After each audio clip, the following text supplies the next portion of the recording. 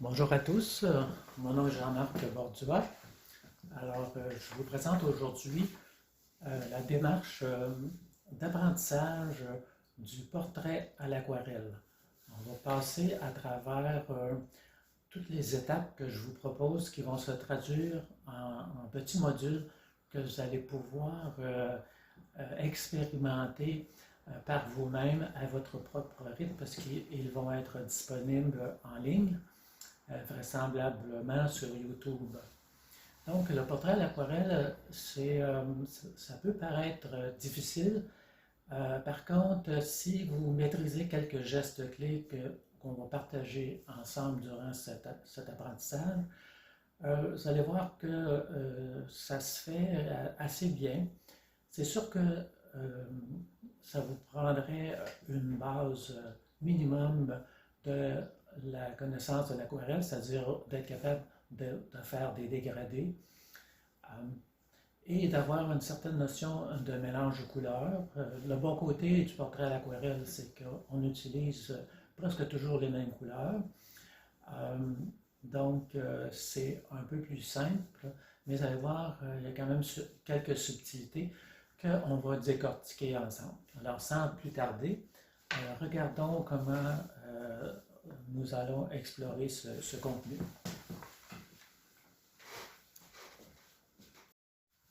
Donc, pour continuer avec la présentation du cours, je vais vous montrer des exemples de réalisation pour chaque objectif d'apprentissage.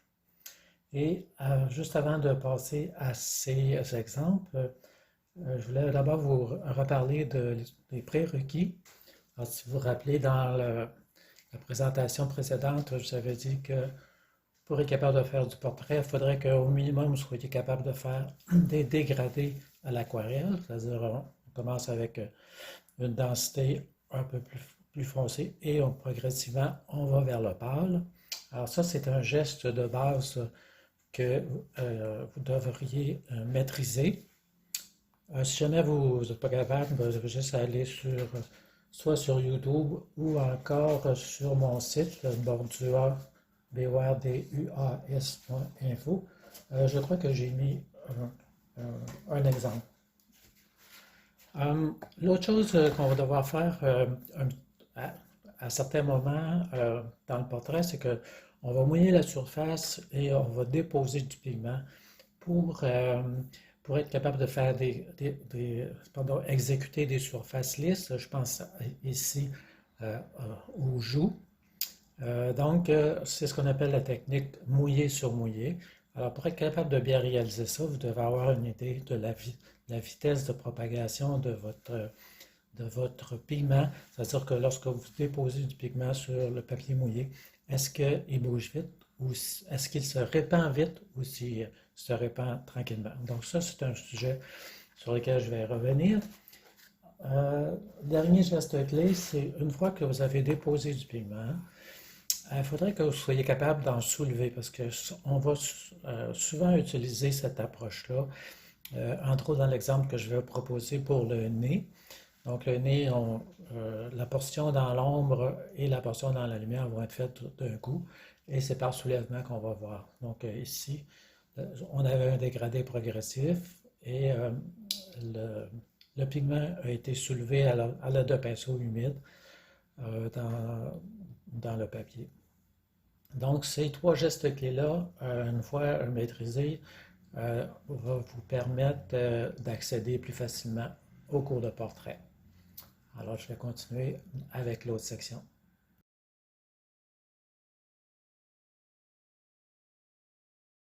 La majorité des apprentissages ou des gestes clés vont d'abord être précédés par une étude monochrome et suivie d'une étude couleur par la suite. Donc, on commence du simple au complexe. Et les modèles que nous allons utiliser, je vais vous proposer un modèle caucasien, c'est-à-dire un homme ou une femme de race blanche, parce que c'est les modèles avec lesquels on est le plus habitué dans le contexte actuel. Un mot sur les modèles qui vont être utilisés. Alors, durant cet apprentissage, je vais vous proposer des images de référence euh, sur lesquelles je vais avoir soit augmenté l'intensité ou je vais avoir placé l'éclairage de façon à mettre en lumière un objectif d'apprentissage. Alors, vous avez un exemple ici, l'image de référence et l'exercice qui a été exécuté ici euh, lors d'un précédent cours. De temps à autre, je vais aussi utiliser une tête théorique. Une question qui m'est souvent posée, c'est est-ce que je dois savoir dessiner des portraits euh, pour faire un cours d'aquarelle, euh, de portrait à l'aquarelle? Je vous dirais que c'est un plus parce qu'à partir du moment où vous êtes en mesure de contrôler les zones foncées et les zones pâles euh, par l'étude du dessin, vous avez vraiment un plus qui vous permet de bien comprendre ce que vous faites. Mais ce n'est pas absolument nécessaire dans le cadre du projet, pardon, du cours, parce que je vais vous proposer de travailler avec des calques, c'est-à-dire qu'on va partir d'une image de référence, comme j'ai mentionné précédemment. On va calquer les informations qu'on va avoir de besoin. Et sur ce papier calque-là, on va transférer l'information sur le papier aquarelle et après, on va exécuter notre aquarelle. Donc, vous avez les deux ici. Ce qui est intéressant aussi quand on procède comme ça, c'est que si ça ne fonctionne pas du premier coup, pas de problème, on a encore notre dessin et on peut recommencer.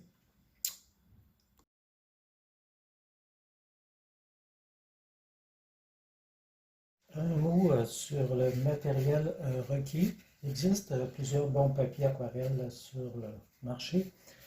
Ce que je vais vous proposer, qui est un papier un peu passe-partout, c'est le papier Fabriano Extra White. Faites attention parce que le traditionnel, qui est plus de couleur euh, neutre, mais un peu plus foncé, le déplacement de pigment ne se fait pas aussi bien. Alors ici, c'est le Fabriano Extra White. Ce qui est intéressant dans ce papier-là, c'est qu'on peut facilement soulever du pigment, on peut le déplacer et aussi il y a possibilité de faire des couches additionnelles sans trop de surprise.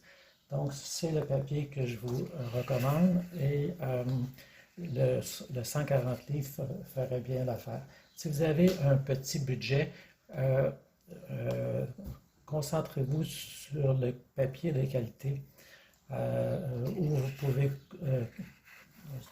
équilibrer votre budget. Ça serait à ce moment-là plus sur la qualité du pinceau et un peu sur la qualité du pigment.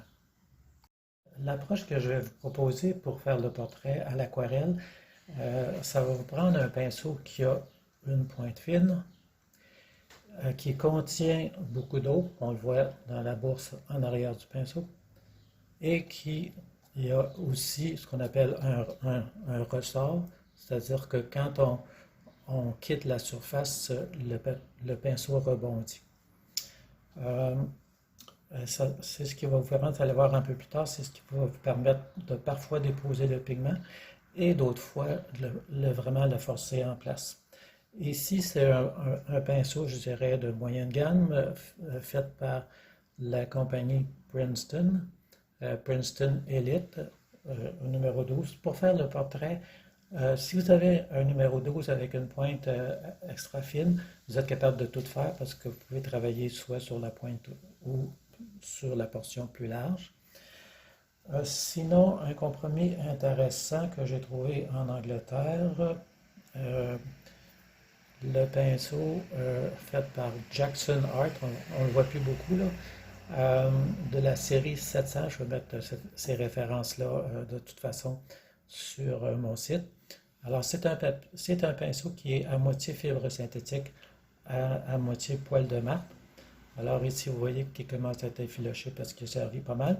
Et on voit que la pointe est un petit peu moins fine que l'autre. Si vous voulez vraiment opter pour ce que j'appelle la Cadillac, Alors, vous avez un pinceau ici, pinceau Kolinsky, Marthe Kolinsky, faite par Raphaël. En fait, c'est la série 7404. Ce pinceau-là, c'est le numéro 12. Ce pinceau-là, c'est sûr qu'il est un petit peu plus cher. Euh, on peut penser à quelques centaines de dollars, mais regardez, ça fait 30 ans que je l'ai et la pointe est encore parfaite. Alors voilà. Au niveau des couleurs, celles que je vais vous proposer vont être des couleurs transparentes, sauf exception. Alors ici, donc on peut commencer par le jaune. Ici, on a un jaune nickel azo. PY 151, en fait lui il est 153, mais le nickel azo c'est 151. Les jaunes transparents sont assez rares et assez souvent sont un petit peu plus chers. Aussi, pour avoir des couleurs, je dirais, un petit peu plus tendance actuelle, ou profiter des innovations qui ont eu lieu peut-être les 10 dernières années, je vais vous proposer des couleurs de la série Quinacridone.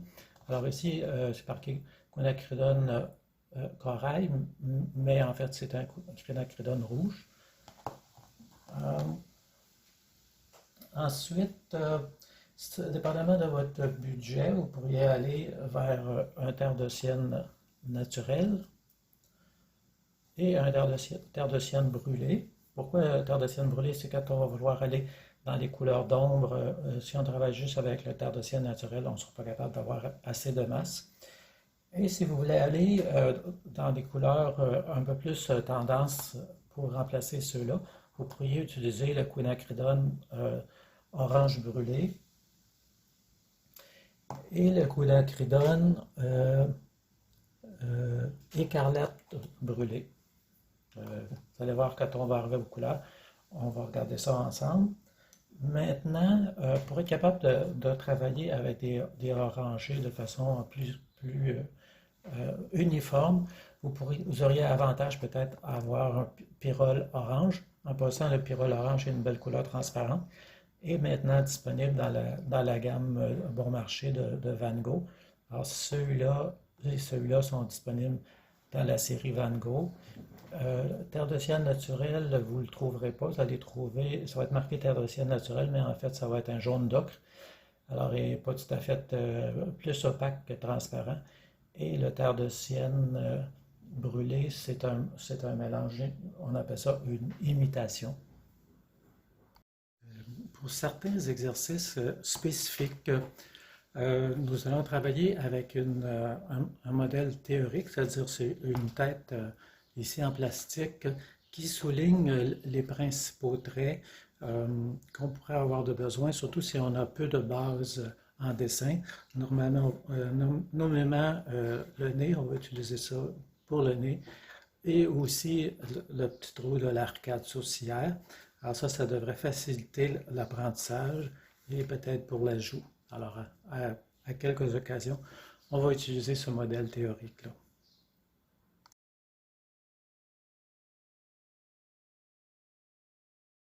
Bon, nous sommes fin prêts pour commencer à passer en revue chacun des modules.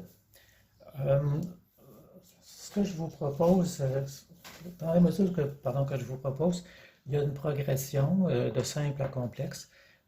Comme vous êtes en mode d'apprentissage autonome, rien ne vous empêche d'aller directement au dernier module pour, comme on dit, vous essayer. Par contre, d'un module à l'autre, j'ajoute toujours un élément additionnel de savoir-faire. Donc, si vous n'avez pas fait les modules précédents, il va vous manquer de l'information et ça va peut-être être plus frustrant qu'autre chose. Donc ici, c'est le contenu du premier module que je vais vous rendre disponible pour que vous ayez une idée de l'approche du cours. Je vais vous rendre ce module-là disponible sans frais, à titre promotionnel, et je vais vous donner l'adresse à la fin de la présentation, l'adresse YouTube où vous allez pouvoir retrouver ce module-là qui n'est pas publié au grand public. Donc ici, on va regarder comment faire une iris et une pupille. Euh, donc, on va regarder ensemble comment faire pour déposer le pigment et, ce qu'on appelle décrocher le pigment pour créer un dégradé euh, très naturel vers le centre de l'œil. Donc, quelques exercices comme ça. Et après, je vais vous proposer un autre type d'exercice où on va déposer une couleur et on va décrocher la couleur qui commence à rentrer dans le papier par une autre. Donc, ça va nous donner déjà une approche avec deux pigments. Donc, on a une diffusion vers l'intérieur et on va faire l'inverse. On va suggérer la pupille en déposant un pigment avec une approche sec sur mouillé. Au centre, on va laisser diffuser vers l'extérieur. Donc cet exercice-là, on va le regarder vraiment en détail dans le module 1 que je vais vous rendre disponible. Ici, vous avez un autre exemple tout à fait similaire où là, on a fait le rond de la pupille qui est encadré par la paupière supérieure. Donc, cet exercice-là correspond au premier module.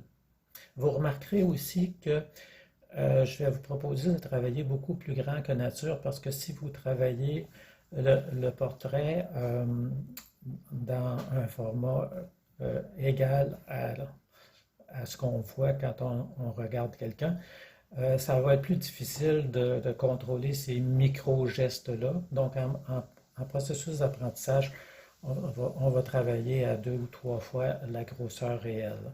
Donc, il n'y a personne qui a des yeux comme ça, à moins d'être un géant. Une fois qu'on va avoir travaillé l'intérieur de l'œil, donc c'est une petite variante parce que le modèle regarde de côté.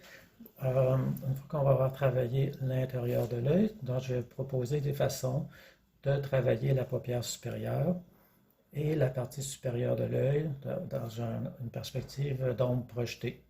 Ici, c'est une approche deux couleurs. Vous avez un autre exemple ici. Donc, l'intérieur de l'œil, tout à fait inspiré de l'exercice qu'on vient de faire, sur lequel on rajoute l'ombre projetée. Et on suggère la paupière supérieure. Donc, ça, c'est le deuxième module, la paupière supérieure. Alors, comme on est rendu aux paupières, on va commencer à explorer la couleur de la peau. Donc, pour ce faire, je vais vous proposer différents mélanges de couleurs pour être capable d'avoir une densité, c'est-à-dire pour être capable d'avoir des couleurs qui viennent assez foncées pour suggérer la portion ombre de la peau. Vous avez aussi un exemple ici. Alors, on voit qu'à densité maximum, le terre de sienne naturel nous donne à peu près rien. Donc, il faut lui ajouter du rouge pour avoir une valeur plus foncée. Alors ici, c'est différentes études qu'on va regarder, que je vais vous proposer de faire avec moi en ligne pour que vous puissiez être capable d'avoir le foncé que vous avez de besoin, parce qu'il ne faut pas oublier que quand on a une partie de notre modèle qui est dans l'ombre, il faut avoir au moins 40% de plus foncé que la partie qui est claire. Donc, on va regarder comment faire pour foncer le jaune sans toutefois le dénaturer, c'est-à-dire qu'on sente que ça soit encore un orangé de la couleur de la peau. Une fois qu'on va avoir fait ça, on va se pratiquer. Je vais vous proposer un autre exercice avec exactement les mêmes couleurs, avec la même approche, mais ici, on va travailler en couleur. Donc, la pupille iris est en couleur et la suggestion de la paupière supérieure est enrichie par ce qu'on vient d'apprendre dans les couleurs plus foncées. Une fois qu'on est à l'aise avec l'intérieur de l'œil, la paupière supérieure, le module qui va suivre, ça va être la création de l'arcade sourcilière.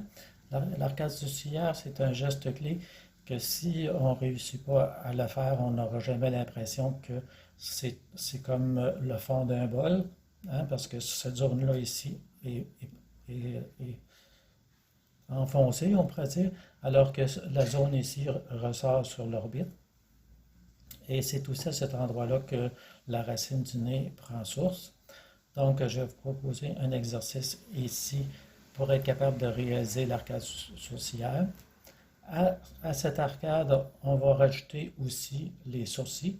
Alors, ce qui est intéressant avec les sourcils, c'est que les sourcils contiennent de l'information sur, on pourrait dire, l'humeur ou le sentiment de notre modèle. Donc, on peut exploiter cet aspect-là sans que ça soit réellement le cas sur l'image de référence. Donc, c'est un premier moment où on peut interpréter l'image de référence avec ce qu'on voudrait exprimer.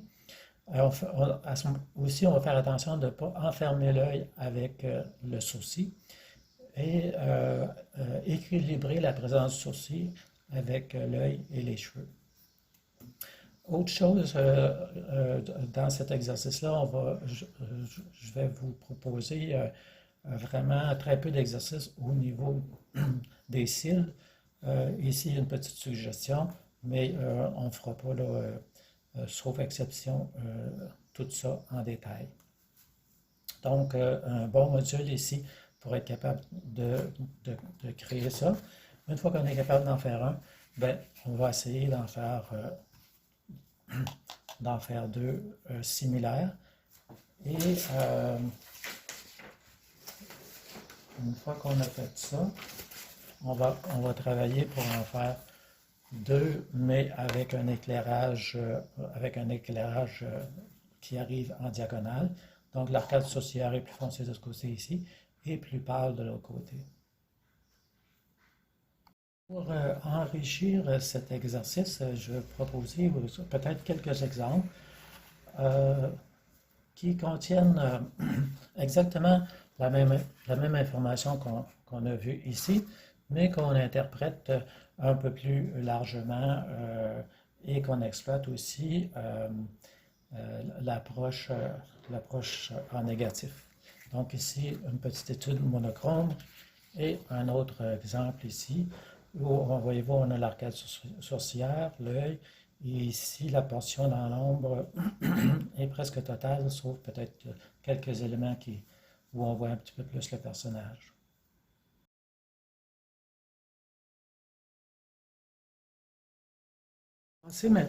On va passer maintenant à l'exploration du nez. Souvent, c'est un exercice qui nous crée des problèmes. Non pas que ce soit difficile à faire, mais c'est plus que psychologiquement, on a tendance à interpréter le nez avec le raccourci, hein, parce que le nez pointe vers nous. Donc, avec ce modèle-là, on est capable de peut-être comprendre un peu plus l'organisation du nez et aussi les différents plans qui sont suggérés lorsqu'on voit le modèle de face. Souvent, quand on regarde une photo d'un personnage, on va avoir de la misère à voir ces composantes du nez-là, alors que si on regarde avec un modèle ici, on le voit très bien. Donc, je vais vous proposer des images de référence à partir de ce modèle-là. Et on va certainement faire un exercice avec le nez plus théorique qui va être suivi après par un exercice intégrateur avec le nez de face, mais à partir d'un modèle de vivant. Voici l'exercice fait à partir du nez théorique. Alors, c'est ici qu'on voit très bien les composantes du nez et l'ombre projetée en bas ici. Donc, cet exercice-là, c'est vraiment un exercice d'appropriation de la structure du nez pour être capable après ça de l'exécuter selon un modèle avec une image de référence d'un humain. Donc, vous voyez qu'ici, on a la même chose et l'organisation du nez avec l'ombre projetée en dessous. Pour être capable de faire cet exercice-là, surtout ici, alors je vais vous proposer une approche mouillé sur mouillé. Donc on mouille toute la surface et on suggère les narines en soustraction de pigments.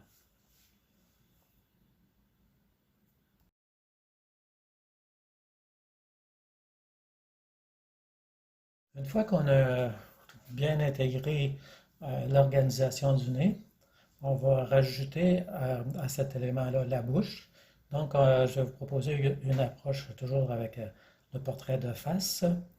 Euh, donc, avec les deux muscles pardon, les trois muscles de la lèvre supérieure et les deux muscles de la lèvre inférieure. Ce qui est particulier avec la bouche, c'est qu'on va devoir commencer à travailler avec l'organisation autour, c'est-à-dire la mâchoire qui fait un rond sous le nez. Les commissures ici qui contiennent beaucoup d'informations, hein, parce que si on les fait par en bas, l'humeur du personnage n'est pas pareil que si c'est plus retroussé vers le haut.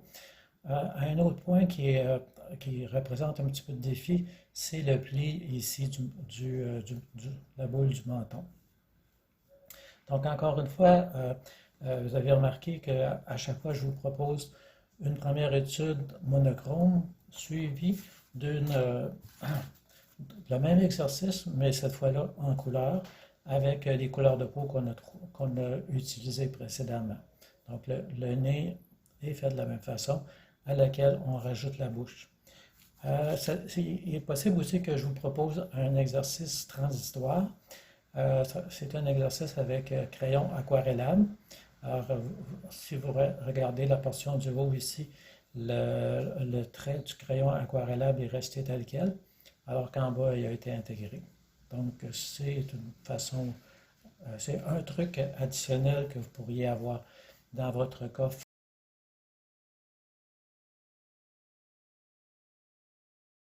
Donc, on a fait les principaux traits du personnage, les yeux, le nez, la bouche.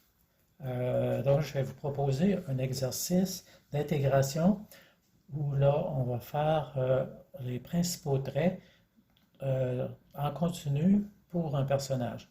Pas tout à fait comme on voit ici, parce que c'est un personnage de trois quarts, mais un personnage de face. Pourquoi exercice d'intégration?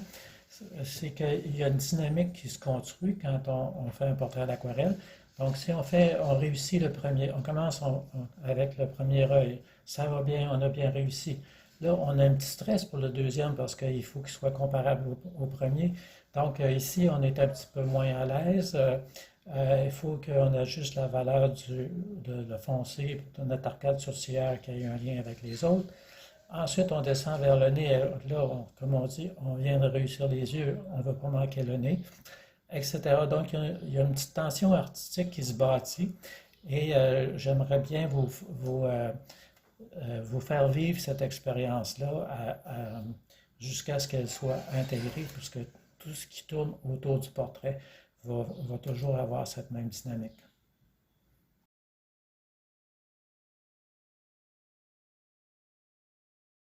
On continue donc notre progression de modules. Une fois qu'on a terminé les principaux traits, c'est-à-dire les yeux, le nez et la bouche, on va descendre vers le cou. Alors ici, je vais vous proposer ce qu'on appelle un exercice éducatif où on suggère que le cou, en fait, est composé de trois cylindres. Donc, on peut les exécuter séparément ou les faire ensemble en soulèvement de pigments, c'est au choix. Et ça nous donne quelque chose un peu comme ça. Donc, un exercice en noir et blanc et un exercice en couleur. Règle générale, le coup, si on le fait en même temps que la figure, ça peut être facilitant et il faut faire vraiment attention comment on va connecter la figure et le cou. Quand on commence au portrait, c'est cette zone-là qui est difficile et qui enlève de la fluidité au portrait.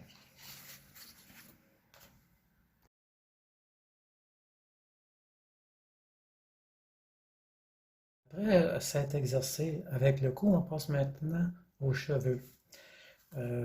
L'approche des cheveux, c'est celle que je conserve pour la fin, parce que c'est un petit peu plus compliqué. Euh, on doit gérer des masses et organiser l'information pour suggérer finalement qu'on est en présence de cheveux. L'autre chose, c'est à ce moment-là que le modèle, l'avant-plan, se connecte avec l'arrière-plan. Donc, je vais vous proposer des façons de le faire, on le voit ici, et des façons de déposer le pigment et de suggérer la partie qui est en surbrillance, et aussi comment mélanger les pigments sur le papier pour qu'on voit les deux couleurs présentes. Souvent, c'est ce qu'on voit aussi dans les cheveux. L'autre chose, c'est que je vais vous proposer par ordre croissant des cheveux foncés, droits, parce que c'est un petit peu plus facile que des cheveux pâles droits et plus facile que des cheveux pâles ondulés. On va regarder ensemble les endroits importants, c'est-à-dire où le cuir chevelu connecte avec la peau du personnage.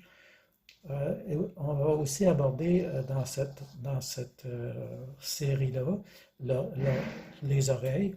Alors, je vais vous proposer deux exercices, un en monochrome et un en couleur, pour suggérer les oreilles, parce que c'est un élément qu'on retrouve beaucoup avec le cuir chevelu. Donc, droit. Ici, un autre exemple, un petit peu plus compliqué, où les cheveux sont organisés à peu près de la même façon, mais la suggestion de l'endroit qui est frappé par la lumière est un peu différente. Maintenant qu'on est à l'aise avec les cheveux, alors si je récapitule, on a travaillé les yeux, le nez et la bouche, le cou, les oreilles, les cheveux. On va rajouter une petite difficulté additionnelle où là, je vais vous proposer vraiment un éclairage, on appelle ça l'éclairage Rembrandt, parce que Rembrandt aimait beaucoup cette approche-là, où on voyait le triangle en dessous de l'œil ici. Donc, on va regarder comment faire pour traiter ce genre de personnage-là, comment traiter la réflexion latérale ici, l'ombre projetée sous le nez, l'ombre projetée sur l'arête du nez et la portion un peu plus foncée qui est avoisinante de la bouche. Donc ça, c'est un exercice qu'on va faire ensemble. On va commencer par le noir et blanc et après ça, on va le faire en couleur. Donc, voyez-vous, c'est exactement la même chose. La seule chose qui manque ici, c'est la chevelure pour terminer l'ensemble. Voici un peu ce que ça donne lorsque ça va être identique. Lorsqu'on fait d'abord la figure et après on ajoute les cheveux et l'arrière-plan. Donc, voyez-vous ce que je mentionnais plus tôt. Souvent, l'arrière-plan peut être intégré avec la chevelure. Ça permet de connecter l'ensemble. Même chose ici. Je dirais que plus souvent qu'autrement, moins on en fait dans les cheveux, moins on fait de mouvements de pinceau, plus c'est intéressant. Donc, on est habile avec les cheveux foncés. Je vais vous proposer un exercice avec les cheveux blonds. Peut-être un petit peu plus simple que celui-là, mais ça devrait assez bien aller. Et on va regarder ensemble aussi comment intégrer l'arrière-plan et l'avant-plan sur la figure. L'autre petit exercice que j'aime beaucoup, c'est que la chevelure est complètement intégrée dans l'arrière-plan. Donc, on a une ouverture ici et après on perd pied et c'est souvent c'est ce qui est intéressant avec le modèle, c'est qu'on ne sait pas trop ce qui se passe, mais l'imaginaire peut compléter l'information.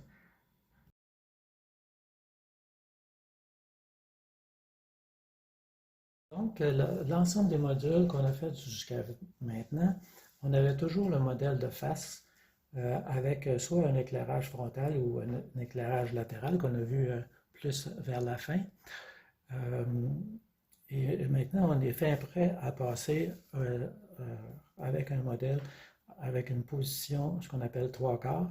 C'est-à-dire que le modèle n'est pas complètement tourné, qui ferait un profil, mais juste assez tourné pour que le nez se découpe de la joue.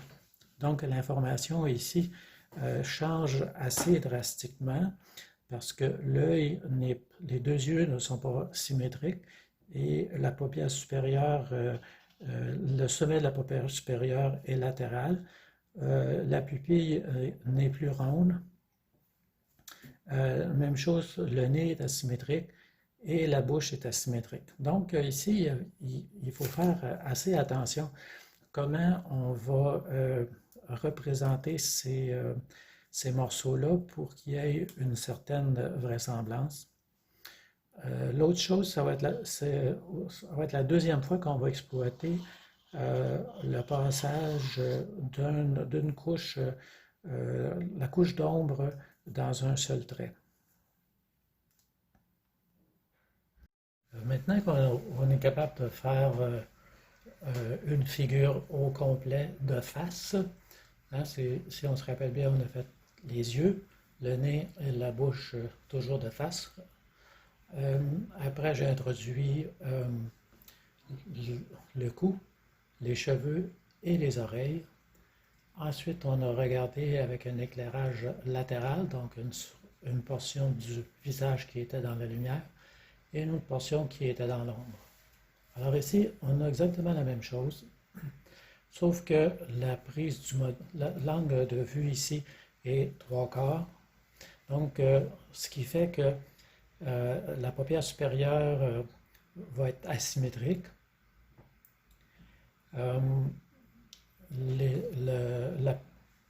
L'iris ne sera pas nécessairement rond, c'est une erreur qu'on voit souvent. Et l'œil qui est loin de nous va devoir être bien travaillé pour bien suggérer l'angle de trois quarts. Le nez, on commence à le voir en trois quarts aussi. Souvent, la narine qui est plus loin de nous peut être juste suggérée ou parfois presque pas apparente. Et la bouche représente un défi important qu'il faut bien maîtriser, l'endroit où les ombres et les lumières se situent. Donc, on va regarder ça ensemble. L'autre chose, similaire au module précédent, on va couvrir la surface d'un seul trait et puis on va revenir par la suite pour placer quelques accents au besoin. Donc, on pourrait dire que, à toute fin pratique, on recommence le grand cycle yeux, nez, bouche avec une pause trois quarts, sauf qu'on peut aller plus rapidement parce qu'on a quand même des acquis. On contrôle un peu mieux les gestes clés et par contre, ils sont un peu différents ici. Donc, à l'aide d'une bonne observation, ça devrait bien aller. Donc, ça, c'est un exemple. Et si on regarde maintenant un exemple couleur, ici, la variation entre la zone foncée et la zone pâle est moins accentuée. L'autre chose, si on compare avec l'exemple précédent, le modèle est éclairé par le dessous. C'est ce qui arrive souvent quand on regarde quelqu'un dehors, à l'extérieur, et la lumière se réfléchit soit sur une terrasse ou sur le pavé. Alors, encore plus sur l'eau. Donc, la lumière vient éclairer le menton, le dessous des yeux. Donc, c'est un peu la même chose ici. La zone qui est faite d'un trait. Les yeux dont la paupière supérieure est asymétrique. Le nez et la bouche qui est asymétrique aussi. Donc ça pourrait être un exercice d'intégration avec les cheveux droits. On va peut-être explorer aussi dans un autre moment l'approche avec un fond. Donc la couleur de la peau ici, contrairement aux exercices précédents, elle n'est pas blanche. Donc on commence avec une couleur de peau et on rajoute l'information par-dessus. Remarquez ici l'espèce de couronne sur la tête de la jeune fille. Et où on a tiré profit d'une soi-disant erreur. Et ici, il y a une suggestion de cheveux blonds. Autre possibilité qu'on pourrait peut-être exploiter, c'est qu'est-ce qu'on peut faire pour suggérer au minimum le portrait. Donc ici, un petit peu plus accentué, ici presque rien. Et il y a deux techniques là, qui ont été utilisées pour suggérer le feuillage dans les cheveux.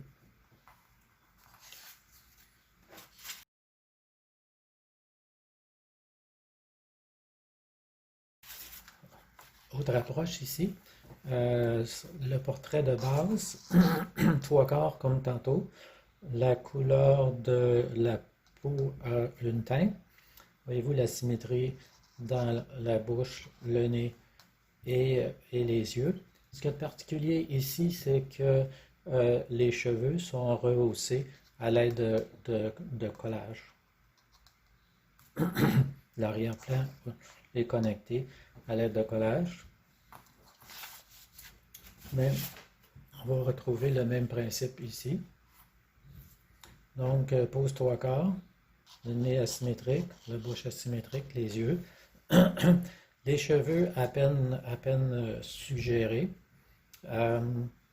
Et si vous regardez les aplats qui ont été rajoutés dans les cheveux, rappellent vaguement les torii, les formes typiquement asiatiques. Dans ce modèle ici, il y a une autre particularité, c'est que le fond, il y a un fond atmosphérique qui est d'abord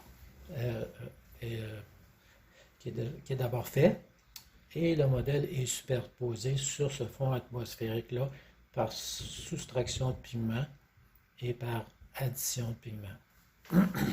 Dans une étape, si vous regardez une approche encore moins avancée, vous avez l'exemple ici, donc fond atmosphérique et suggestion du modèle, toujours en pose 3/4, superposé dans le fond atmosphérique.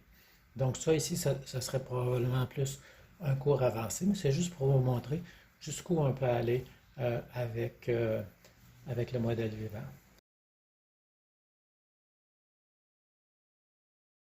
C'est ce qui met un terme à cette présentation des différents modules que je vous propose pour que vous puissiez vous initier au plaisir du portrait à l'aquarelle. Vous remarquez aussi qu'en passant à travers cette présentation, j'ai inclus beaucoup d'informations pour vous permettre de commencer à explorer dès aujourd'hui le portrait à l'aquarelle. Ces exercices vous permettront probablement pas de faire un portrait au complet au premier module, mais je suis convaincu que les victoires que vous allez avoir d'un module à l'autre, le cumul des acquis de module en module vont faire naître chez vous le plaisir de faire le portrait à l'aquarelle.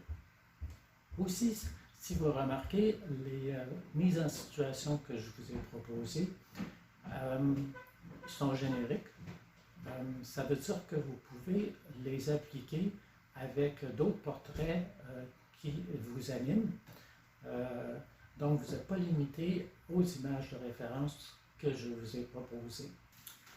Je trouve aussi que de voir le personnage prendre vie sous notre pinceau est quelque chose qui me fascine et que je vis de façon particulière dans le portrait que je ne retrouve pas dans le paysage ou dans la nature morte.